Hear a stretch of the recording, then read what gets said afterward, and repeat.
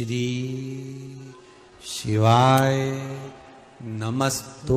मंदिर में आप लोग बेलपत्र चढ़ाने जाते होगे तो उठाकर जरूर लाते होगे, बोलो री जी सही है।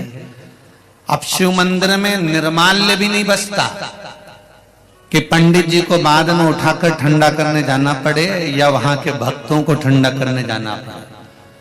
पहले शिव मंदिरों में इतना जल पड़ा होता था, पर अब लोग शंकर के मंदिर में अगर पूजन करने जाते हैं तो सबसे पहले झाड़ू पोछा लगाते हैं, उसके बाद भगवान की आराधना करते हैं, उसके बाद भगवान की आराधना करते हैं।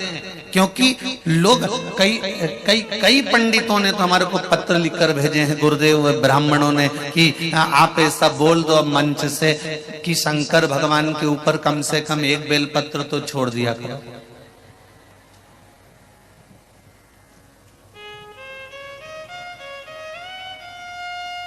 अमृत है उसका नाम, अमृत है उसकी औषधि।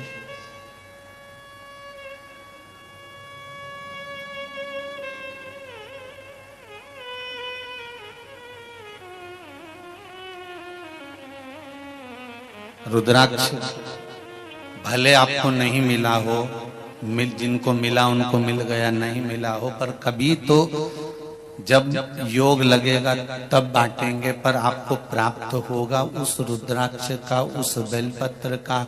शिव पे चढ़े हुए उस बेलपत्र के महत्व को समझना है।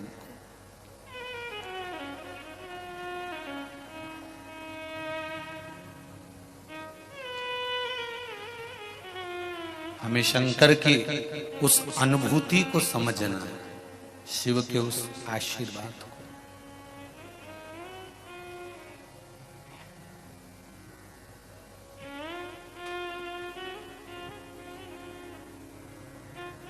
आज एक प्रश्न बड़ा भारी था। सुबह जब केसरवानी जी के घर पर सबसे मिल रहे थे तब किसी ने एक पत्र लिखा है। उस पत्र में एक प्रश्न था। जिसने भी प्रश्न करा है, अगर वो पंडाल में हो तो अवश्य स्मरण करिएगा, और नहीं आए हो तो टीवी पर स्मरण करिएगा।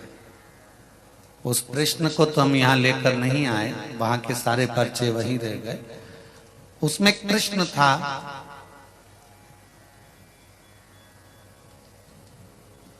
राम जी ने भगवान शंकर का धनुष माता जानकी के स्वयंवर में तोड़ा था।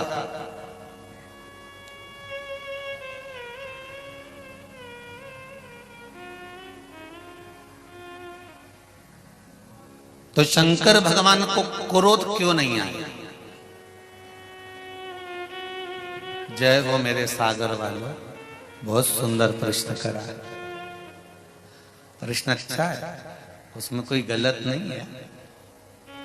और ये जो प्रश्न करा है ये बहुत दमदार है, और ये सागर का ही कोई व्यक्ति कर सकता है जो गागर में भरा होगा। है राम के सागर में जो डूबा होगा वही ये प्रश्न किया होगा, ऐसा नहीं है कि प्रश्न हल्का है।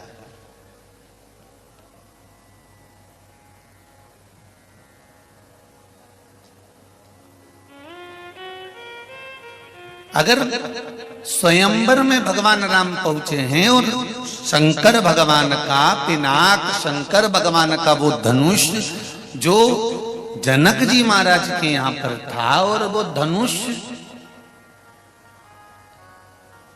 टूट रहा है, तो जिसने जो चीज गिफ्ट करी है, दिया गया है, तो किसी का वो तोड़ दो तो अच्छी बात थोड़ी ना।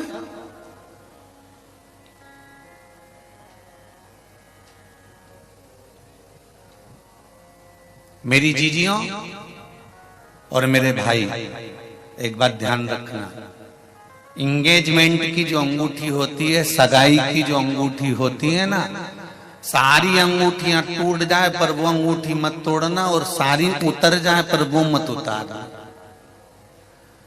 तुमने अगर वो उतार दी तो जगदम्बा तुम पे भारी हो जाएगी, और जगदम्बा ने उतार दी तो बेरू भारी हो जाएगा।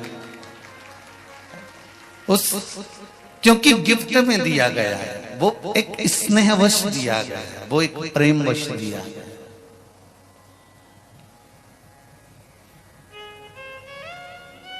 और जनक जी को परशुराम भगवान ने जो दिया था धनुष, वो प्रेमवश दिया था। नहीं तो परशुराम जी तो लेकर उसको रावण के पास भी गए थे, पर रावण को नहीं दिया। उन्होंने कहा रावण को नहीं दूंगा। अच्छा, कई लोगों ने मन में सोचा कि ये परशुराम भगवान भी ब्राह्मण है और रावण भी ब्राह्मण है, तो वो ब्राह्मण को देगा।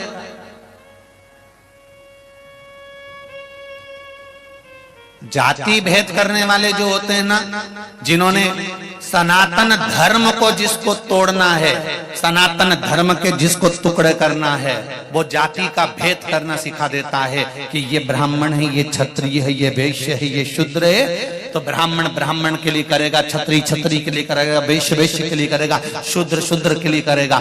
और हमारी शिव महापुराण की कथा कहती है, हमारे वेद और हमारे शास्त्र कहते हैं, हमारे शास्त्र वर्णन करते हैं।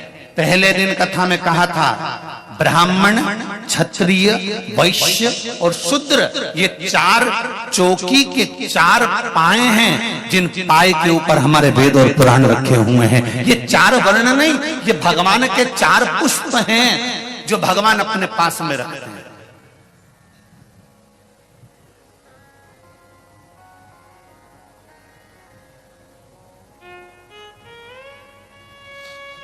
कई लोगों ने विचार करा कि परशुराम भगवान जो धनुष लेकर गए हैं वो रावण को देंगे, पर उन्होंने रावण को नहीं दिया।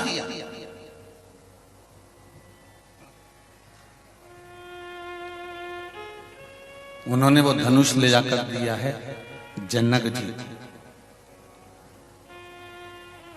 और जनक जी को वो धनुष ले जाकर दिया और कहा ये धनुष आप रखिए। तो जनक जी ने पूछा इसका मैं क्या करूं, आप बताओ।